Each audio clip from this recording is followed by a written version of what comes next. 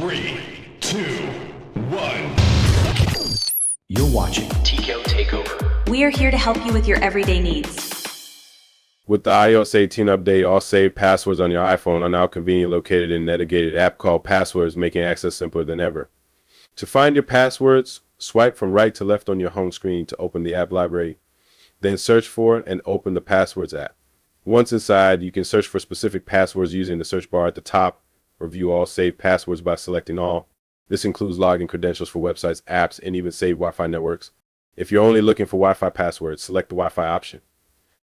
The app also offers features like security, which highlights passwords found in data breaches and provides guidance on updating them for better safety.